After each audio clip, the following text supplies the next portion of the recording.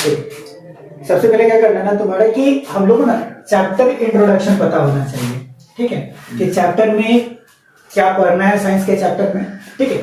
ऐसे total overall देखा जाए तो लगभग 13 चैप्टर हम लोग को क्या पढ़ना है, साइंस में केवल पढ़ना है, ठीक है।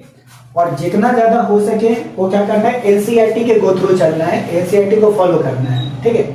तो यहाँ पर देखो सबसे पहला जो चैप्टर पढ़ना है ना, अगर देखा जाए क्लास 10th के साइंस को अगर देखते हैं हम लोग यहाँ पे, तो क्लास 10th साइंस में क्या है तुम्हारा कि 3 पार्ट हम लोग को पढ़ना पड़ेगा, ठीक है। एक पार्ट तो पढ़ना है क्या, फिजिक्स पढ़ना है, ठीक है। सेकेंड पार्ट पढ़ना है यहाँ पर क्या, केमिस्ट्री पढ़ना है, और थर्ड पार्ट क्या पढ़ना है तुम्हारे यहाँ पे, बायोलॉजी पढ़ना है, समझ पाए। और तीनों के तीनों अलग बुक से मत पढ़ना, केवल एक ही बुक को क्या करना है, फॉलो करना है, वो भी क्या तुम्हारे एनसीईआरटी। अगर हम लोग क्या करते हैं ना कि अभी से लेके एग्जाम तक अगर एनसीईआरटी को फॉलो करते हैं ना, तो 100% हमको क्या होगा, एक तो साइंस पर पकड़ हो जाएगा, और दूसरा चीज 100% हम एग्जाम में लिख सकते हैं, क्योंकि जो भी सीबीएसई का जो फाउंडेशन होता है ना, सीबीएसई का जो भी क्वेश्चन पूछा जाता है वो या तो तुम्हारा रिएक्शन एनसीईआरटी का हो, स्टेटमेंट एनसीईआरटी का हो, मार्केट में बहुत सारा चीजें पढ़ाया जाएगा, बहुत सारा तुम्हारा रेफरेंस बुक यूज करवाया जाएगा, लेकिन उस रेफरेंस बुक का यहाँ पर कोई भी क्या है, यूज नहीं है, ठीक है ना। सबके सब क्या करेगा कि अपना रेफरेंस बुक लिख देगा, कोई भी हो तुम्हारा, ठीक ना, और उसमें लिख देगा एनसीईआरटी बेस्ड, ठीक है। ज्यादातर किताबों में देखना तुम्हारा लिखा हुआ रहेगा कि एनसीईआरटी बेस्ड। अब बता कि जब एनसीईआरटी बेस्ड है तो क्यों ना हम एनसीईआरटी को ही फॉलो करें, क्या। अभी कौन सा चैप्टर क्या करना, पढ़ना करना है, फिजिक्स चैप्टर में अगर देखते हैं ना, तो फिजिक्स में जनरली हम लोग को स्टार्ट करना लाइट चैप्टर से, ठीक है। जिस चैप्टर को बोला जाता है लाइट, ऐसे तो हम लोग बोलते हैं, लेकिन इसका नाम है क्या, reflection of light, reflection of light. और रिफ्लेक्शन एक चैप्टर है, और इसी में एक टॉपिक है तुम्हारा रिफ्रैक्शन, यह है तुम्हारा रिफ्रैक्शन।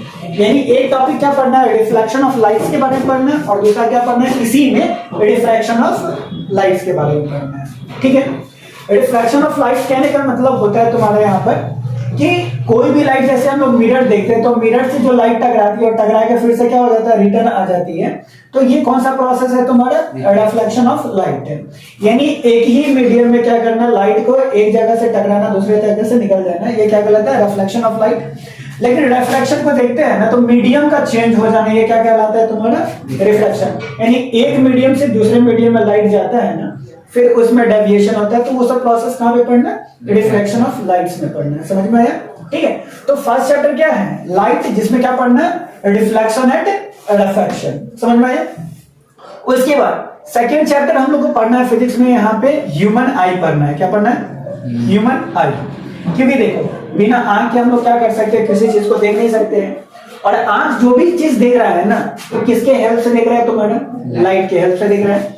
तो reflection of light and refraction के बाद क्या पढ़ना है, ह्यूमन आई पढ़ना है, समझ में आया बात, ठीक है। आंखों के बारे में पढ़ाया गया, आंख में कौन सा डिजीज होता है, उसको कैसे सही कर सकते हैं, उसमें कौन सा लेंस लगाते हैं, कौन सा चश्मा यूज करते हैं ना, वो सब के सब बारे में क्या पे पढ़ाएगा तुम्हारा, ह्यूमन आई के बारे में पढ़ाएगा, समझ में। उसके बाद एक थर्ड चैप्टर है ना तुम्हारे यहाँ पे, इस थर्ड चैप्टर का नाम है तुम्हारा इलेक्ट्रिसिटी। क्या नाम है तुम्हारा, इलेक्ट्रिसिटी, जिसको बोलते हैं इलेक्ट्रिक करंट भी हम लोग बोल सकते हैं, ठीक है। यानी इस चैप्टर में इलेक्ट्रिसिटी से जुड़ा वो सभी बात हम लोग पढ़ेंगे जो अपने एवरीडे लाइफ में क्या करते हैं, यूज करते हैं। जैसे घरों में हम लोग फ्यूज का यूज करते हैं, ठीक है ना, ट्रांसफार्मर का यूज करते हैं, ठीक है। और घर में जो भी लाइन आता है उसमें हम लोग क्या करते हैं कि घरों में जो लाइन हम लोग यूज करते हैं वो एसी यानी अल्टरनेटिंग करंट पर करते हैं, ठीक है ना। जनरेटर से जो लाइन निकलता है उसको क्या बोलते हैं, डीसी करंट, डायरेक्ट करंट बोलते हैं, ठीक है। तो करंट से रिलेटेड जितना भी चीज है वो सब किस चैप्टर में पढ़ना है तुम्हारा, इलेक्ट्रिसिटी में पढ़ना है, समझ में आया। उसके बाद फिजिक्स का जो चौथा चैप्टर है बाबू, उसको बोलते हैं हम लोग मैग्नेटिज्म बोलते हैं, क्या बोलते हैं, मैग्नेटिक इफेक्ट बोला गया, magnetic effect of electric current, ठीक है ना।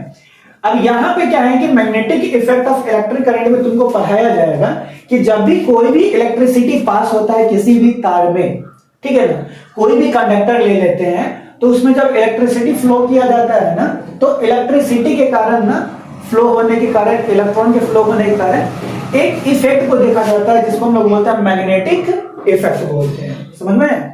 यानी जब इलेक्ट्रिसिटी फ्लो करेगा तो उसके कारण एक इफेक्ट प्रोड्यूस होगा, और उस इफेक्ट को क्या बोलते हैं हम लोग यहाँ पे मैग्नेटिक इफेक्ट बोलते हैं। तो फर्स्ट चैप्टर क्या है तुम्हारा, reflection of light and diffraction हो गया, ह्यूमन आई हो गया, इलेक्ट्रिसिटी जिसको हम लोग क्या बोलते हैं करंट, और चौथा चैप्टर क्या पढ़ना है, मैग्नेटिक इफेक्ट ऑफ इलेक्ट्रिसिटी। इसको लिखिए पहले कॉपी पे।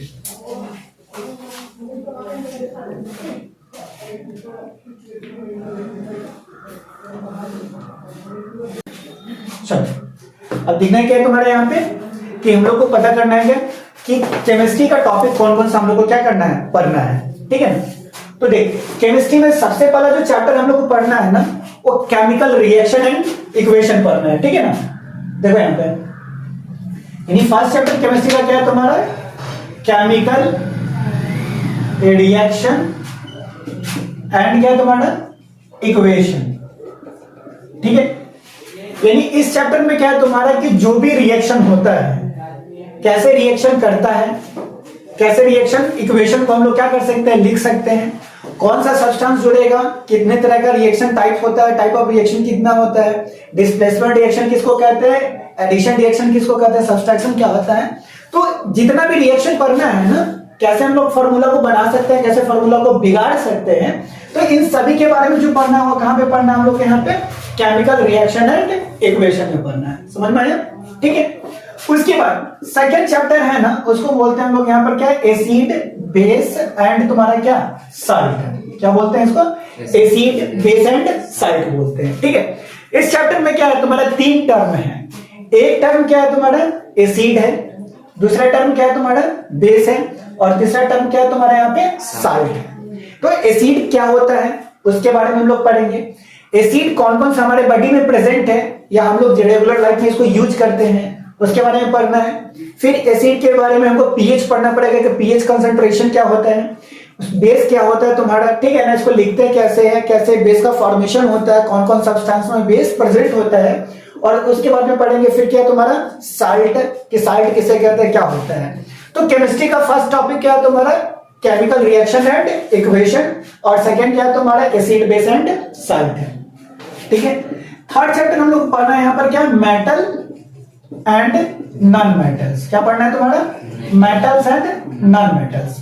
मेटल्स और नॉन मेटल्स कहने का मतलब कि जो इलेक्ट्रिसिटी को फ्लो करता है वो मेटल कहलाएगा कि नॉन मेटल कहलाएगा, जो नहीं करता है उसको क्या बोलेंगे, कितने तरह का मेटल या नॉन मेटल प्रेजेंट है एटमॉस्फेयर में, ठीक है, कितने को हम लोग यूज करते हैं और उससे क्या क्या यूजेस कर सकते हैं, उसके बारे में हम लोग का क्या कहां भी पढ़ना है तुम्हारा, मेटल्स एंड नॉन मेटल्स में। तो चैप्टर देखो, अगर चैप्टर तुमको याद हो जाए ना, कौन चैप्टर कहां पे पढ़ना है, कौन चैप्टर नहीं पढ़ना है, तो इस बोतल उधर ही है, भैया लोग के पास में है बोतल, उस पर तो रखा हुआ था बच्चा, ठीक है ना। तो ये तुम्हारा chemical reaction and equation, acid base and salt and metal and non metals पढ़ना है, ठीक है। हाँ बता रहे थे क्या कि अगर हम लोग को पता चल जाए ना कि चैप्टर कौन कौन सा है, उसके अंदर में टॉपिक कौन कौन सा है ना, तो हम लोग पढ़ते जाएंगे, बहुत सारी चीज को दिमाग में क्या हो जाएगा, रिटेन हो जाएगा, ठीक है। फिर आगे चल के हम लोग को क्या होगा, दिक्कत नहीं होगा। अभी होता क्या है ना कि बच्चा लोग पढ़ लेता है और लास्ट समय आता है ना तो one shot videos, gun shot videos देखना स्टार्ट करता है। इससे क्या होता है ना, इम्पैक्ट होता है कि तुम जो साल भर किए हो ना, अंतिम समय वीडियो ना देखना पड़े, समझ में। यानी साल भर में हम लोग पढ़े हैं, लास्ट समय में केवल चैप्टर देख लेना तो हर कुछ क्या हो जाए, तुम्हारा याद हो जाए। लेकिन बच्चा लोग क्या इंतजार में रहता है कि 3 महीना बचेगा तब जाके क्या करेंगे, पढ़ाई करेंगे, तो उससे पूरा का पूरा क्या होगा, तुम्हारा एग्जाम बर्बाद हो जाएगा, ठीक है। इसलिए जितना जल्दी स्टार्ट कर सकते हो वो करो, समय पर काम करो, और कितना अच्छा हम लोग क्या कर सकते हैं, लिख सकते हैं, उस पर काम करना है, ठीक है। फिर फोर्थ चैप्टर पढ़ना है तुम्हारा क्या, कार्बन एंड इट्स कंपाउंड पढ़ना है, कार्बन एंड इट्स कंपाउंड। यानी ये देखो तुम्हारा कार्बन एंड इट्स कंपाउंड में कहने का मतलब होता है कि इसमें क्या करना है ना, कि कार्बन के बारे में पढ़ेंगे पहले, फिर कार्बन से कौन कौन कंपाउंड बनता है उसके बारे में पढ़ेंगे, कौन कौन से कार्बन कंपाउंड को हम लोग क्या करते हैं, रेगुलर लाइफ में यूज करते हैं, उसके बारे में पढ़ना है। जैसे में अगर देखा जाए तो एक शॉर्ट एग्जांपल लेते हैं, तो बिहार है और बिहार में क्या अवेलेबल है, अल्कोहल, ठीक है। आदमी क्या करता है, बंद होने के बाद भी दारू यहाँ पर बिकता है धड़ल्ले से, ठीक है ना। अब दारू के बिना तो कोई भी कंट्री, बिहार ही छोड़ो, कोई भी कंट्री या कोई भी राज्य क्या करता है, सर्वाइव नहीं कर सकता है। ठीक है, तो यहां पर शराब के बारे में हम लोग को किस चैप्टर में पढ़ना है, कार्बन एंड इट्स कंपाउंड में। अगर इसका देखा जाए फार्मूलास क्या होता है, तो C2H5OH ये किसका फार्मूला है तुम्हारा, अल्कोहल का फार्मूला। इसका बनता कैसे है, कैसे फॉर्मेशन होता है, इसके बारे में हम लोग क्या करना है, इस चैप्टर में पढ़ना है। तो कार्बन और कार्बन से रिलेटेड जितना भी कंपाउंड है उन सभी के बारे में हम लोग को कहां पे पढ़ना है, कार्बन चैप्टर में। तो फिजिक्स का 4 चैप्टर पढ़ना है और केमिस्ट्री का कितना चैप्टर पढ़ना है, 4 चैप्टर पढ़ना है। ठीक है ना, इसको लिख लेता है यहाँ पे।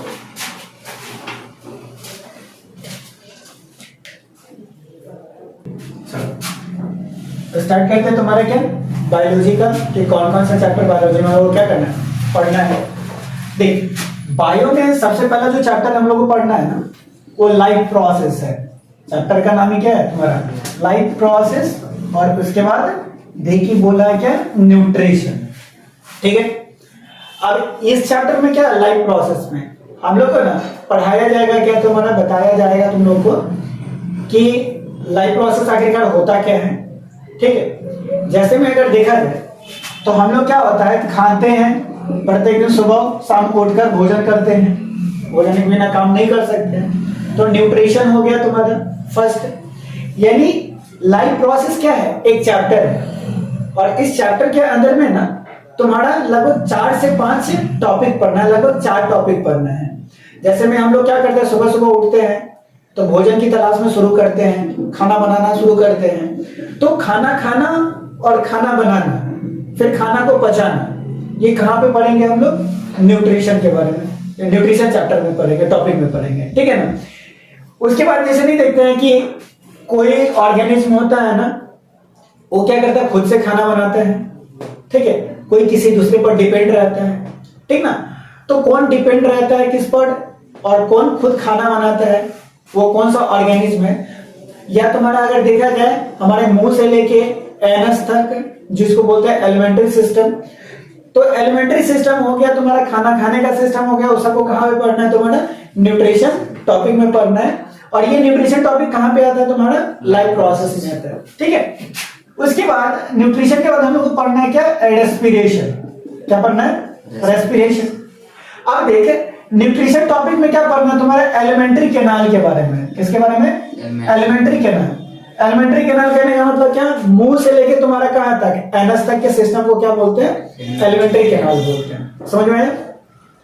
उसका रेस्पिरेशन कहने का मतलब है तुम्हारा कि लंग्स है। रेस्पिरेशन मतलब क्या तुम्हारा, ह्यूमन में अगर बात करते हैं तो क्या आ जाता है, लंग्स है, कि किस तरीके से सांस लेते हैं और किस तरीके से सांस क्या करते हैं, छोड़ते हैं। तो सांस लेना और सांस छोड़ने की प्रक्रिया को हम लोग को कहां पे पढ़ना है तुम्हारा, रेस्पिरेशन में पढ़ना है। ठीक है, और अगर ह्यूमन में देखा जाए तो ह्यूमन में क्या पढ़ना है, लंग्स पढ़ना है, लंग्स कैसे काम करता है, उसका स्ट्रक्चर क्या होता है, जनरली यही पढ़ना है। उसके बाद प्लांट में अगर पढ़ते हैं ना, तो प्लांट में हम लोग को क्या पढ़ना है, स्टोमेटा के बारे में पढ़ना है, और ये क्या पढ़ना है, लेंटिकल्स के बारे में पढ़ना है। स्टोमेटा कहने का मतलब क्या होता है तुम्हारा, कि जिस तरीके से हम लोग का नाक होता है ह्यूमन, ठीक है ना, उसी तरीके से क्या होता है, पौधे का नाक नोज जो बोलते हैं ना, वो किसको बोलेंगे, स्टोमेटा को बोलेंगे। तो फर्स्ट टॉपिक क्या है तुम्हारा, न्यूट्रिशन।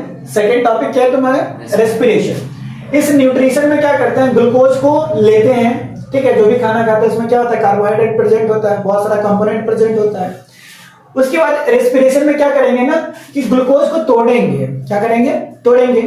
अब देख, इसमें भोजन को ले रहे हैं, इसमें भोजन को क्या कर रहे हैं, तोड़ रहे हैं। क्योंकि बताया जाता है ना कि भोजन लेंगे फिर वो शरीर में जाएगा, टूटेगा, टूट के क्या करेगा, एनर्जी का फॉर्मेशन करेगा। ठीक है, तो न्यूट्रिशन के बाद तुम्हारा रेस्पिरेशन।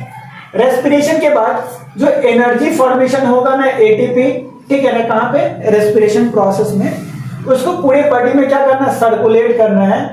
उसके बाद जो चैप्टर हम लोग को टॉपिक जो पढ़ना है वो क्या पढ़ना है, सर्कुलेशन, या इस चैप्टर को टॉपिक को बोला जाता है ट्रांसपोर्टेशन बोलते हैं। क्या बोलेंगे, ट्रांसपोर्टेशन। और ट्रांसपोर्टेशन में हम लोग को पढ़ना है किसके बारे में, हार्ट के बारे में। किसके बारे में, हार्ट के बारे में। और प्लांट की बात करते हैं तो प्लांट में बात करना है किसके, वेस्क्यूलर टिश्यूज के बारे में पढ़ना है। समझना है, यानी ह्यूमन में किसके बारे में, हार्ट के बारे में। एनिमल्स में अगर हम लोग ट्रांसपोर्टेशन चैप्टर पढ़ते हैं ना, तो ट्रांसपोर्टेशन चैप्टर में जनरली क्या होता है कि जो भी एनर्जी फॉर्म्ड होता है, ठीक है ना, उसको एक जगह से दूसरे जगह तक क्या करते हैं, सप्लाई करते हैं। ऑक्सीजन का सप्लाई होता है, कार्बन डाइऑक्साइड का सप्लाई होता है। तो ऑक्सीजन का सप्लाई हो, कार्बन डाइऑक्साइड का सप्लाई हो, इस सप्लाई को करने के लिए हमको क्या पढ़ना पड़ेगा, हार्ट पढ़ना पड़ेगा, ठीक है ना। तो याद है तुम्हारा न्यूट्रिशन में एलिमेंट्री कैनाल के बारे में, माउथ से लेके एनस तक। रेस्पिरेशन में किसके बारे में, लंग्स के बारे में, स्टोमेटा लेक्टिकल्स के बारे में पढ़ेंगे। सर्कुलेशन या ट्रांसपोर्टेशन चैप्टर में किसके बारे में पढ़ेंगे, हार्ट के बारे में और वेस्कुलर टिश्यूज के बारे में। फिर नेक्स्ट टॉपिक चलते हैं ना इसके बाद। तो सर्कुलेशन के बाद हम लोग को पढ़ना है एक्सक्रीशन पढ़ना है। क्या पढ़ना है, एक्सक्रीशन। अब देख, एक्सक्रीशन कहने का मतलब क्या पढ़ते हैं हम लोग, क्या कि रिमूवल ऑफ तुम्हारा क्या वेस्ट प्रोडक्ट है, यानी शरीर से क्या करना कि जो अनडाइजेस्टेड फूड है उसको क्या करना, बाहर करना। समझ में आया। तो ये कहां पे पढ़ना है तुम्हारा, एक्सक्रीशन में। और एक्सक्रीशन में जो है ना वो पढ़ेंगे हम लोग किसके बारे में, किडनी के बारे में। किडनी के अंदर में जो नेफ्रॉन प्रेजेंट होता है उसके बारे में पढ़ना है, ठीक है। तो किडनी हो गया, नेफ्रॉन हो गया, इसके बारे में कहां पे पढ़ना है तुम्हारा, एक्सक्रीशन टॉपिक में पढ़ना है। तो न्यूट्रिशन, रेस्पिरेशन, सर्कुलेशन और एक्सक्रीशन कहां पे पढ़ना है, लाइफ प्रोसेस में। जैसा ही ये टॉपिक खत्म करेंगे मेरा जो होगा ना ये चैप्टर क्या हो जाएगा, खत्म हो जाएगा, ठीक है ना। तो जीने के लिए क्या जरूरी है, खाना खाना जरूरी है, सांस लेना जरूरी है, ब्लड का सप्लाई होना जरूरी है और कचरा को शरीर से बाहर निकालना जरूरी है, ठीक है। अब यहां पे देखो, इसके बाद हम लोग का टॉपिक चेंज होता है और उस चैप्टर को हम लोग बोलते हैं न्यूरल कंट्रोल एंड कोऑर्डिनेशन, ठीक है। देखो साइंस जो है ना तुम्हारा 10th का जो साइंस है ना और 12th का जनरली बायोलॉजी जो है ना वो बड़ा अच्छा तरीके से समझा देगा ना कि लाइफ कैसे हम लोग क्या कर सकते हैं, जी सकते हैं, कौन कौन सा चीज यूज करने की चीजें हैं, कौन सा यूज चीज हम लोग नहीं कर सकते हैं। तो न्यूरल कंट्रोल एंड कोऑर्डिनेशन देखते हैं। तो ये मेरा क्या है, बायोलॉजी का सेकंड टॉपिक है, चैप्टर है, ठीक है। अब देखो जैसा यहाँ पर बात क्या है, न्यूरल कंट्रोल एंड कोऑर्डिनेशन। तो न्यूरल कहने का मतलब किससे रिलेटेड, तुम्हारा न्यूरॉन से रिलेटेड, ठीक है। और इस चैप्टर में जनरली ये मान के चलो अभी तुमको पता नहीं होगा कि न्यूरॉन क्या होता है क्या नहीं होता है, ठीक है ना। तो हम लोग को जनरली क्या पढ़ना है, ब्रेन के बारे में पढ़ना है, समझ में, ठीक है। ब्रेन के बारे में पढ़ना है और कुछ हार्मोन के बारे में पढ़ना है। अब ये देखो ब्रेन सबको पता है कि पूरे बॉडी को कंट्रोल करने का काम किसके पास में है, ब्रेन के पास में है, ठीक है ना। साथ में बात करते हैं कि हार्मोन, जैसे हम लोग दवाइयां खाते हैं, मेडिसिन लेते हैं, कभी बीमारी हो जाता है, कभी बुखार लग जाता है या कोई ऐसा चीज हो जाता है तो हम लोग क्या करते हैं, मेडिसिन लेते हैं। मेडिसिन लेने के बाद कुछ इंस्टेंट सही हो जाता है, कुछ थोड़ी देर बाद होता है, कुछ समय लगता है, ठीक है। जैसा बीमारी है वैसा क्या करता है, धीरे धीरे वो असर दिखाना शुरू करता है। तो यहाँ पर जो चैप्टर है न्यूरल कंट्रोल एंड कोऑर्डिनेशन में हम लोग को क्या पढ़ना है, ब्रेन से रिलेटेड टॉपिक के बारे में पढ़ना है, बात है समझ में, ठीक है। और साथ में क्या, हार्मोन। हार्मोन एक तरह का क्या होता है, केमिकल होता है जो बॉडी में किसी भी दो ऑर्गन को आपस में कनेक्ट करने का काम करता है, शरीर को विकास डेवलपमेंट में ये क्या करता है, हेल्प करता है, ठीक है ना। तो हार्मोन एक तरह का क्या है तुम्हारा, केमिकल है। और ब्रेन प्लस में केमिकल कहां पे पढ़ना है, न्यूरल कंट्रोल एंड कोऑर्डिनेशन में। इसमें बताएगा ना कि बॉडी ना, ब्रेन जो होता है पूरी बॉडी को किस तरीके से कंट्रोल करता है, किस तरीके से काम करवाता है। अगर कोई अननोन चीज हम लोग के साथ में होता है तो कैसे काम करेगा, हम लोग किसी को कैसे काम करवा सकते हैं, कौन लिविंग ऑर्गेनिज्म है कौन लिविंग ऑर्गेनिज्म नहीं है, इसको पहचानने का भी तरीका क्या है तुम्हारा, न्यूरल कंट्रोल एंड कोऑर्डिनेशन, ठीक है।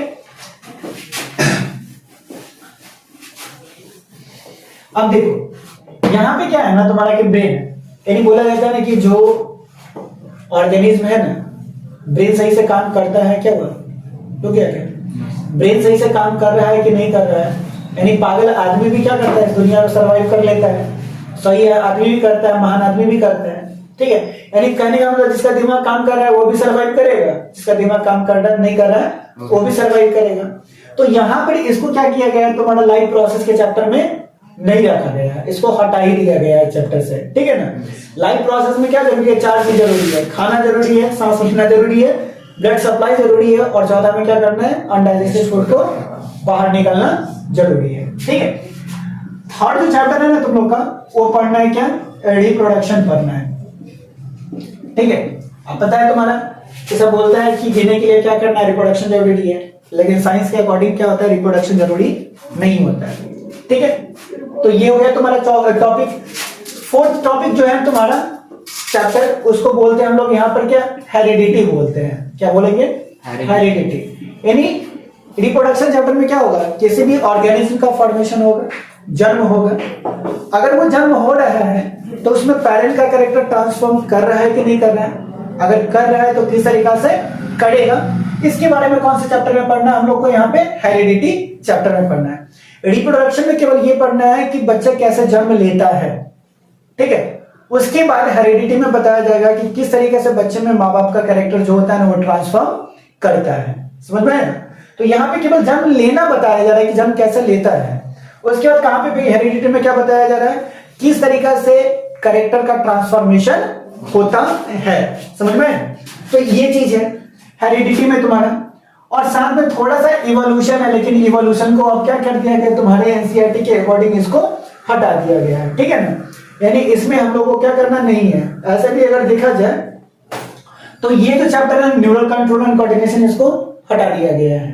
ठीक है, लेकिन हम लोग थोड़ा सा करेंगे बात, मजा आता है इसके बारे में बात करना है, क्योंकि ब्रेन सब कुछ पढ़े लेकिन ब्रेन ना पढ़े तो थोड़ा सा क्या होता है, अटपटा लगता है। तो एग्जाम में यहां से क्वेश्चन नहीं पूछा जाएगा तुम्हारा, ठीक है, लेकिन हम लोग क्या कर लेंगे, पढ़ लेंगे। हेरिडिटी हो गया।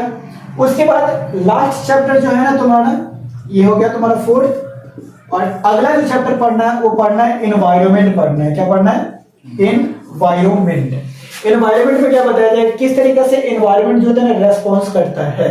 ठीक है, जैसे में कि अगर कोई टेम्परेचर अगर ज्यादा हो जाए एटमॉस्फेयर का, तब क्या हो सकता है, ठीक है ना।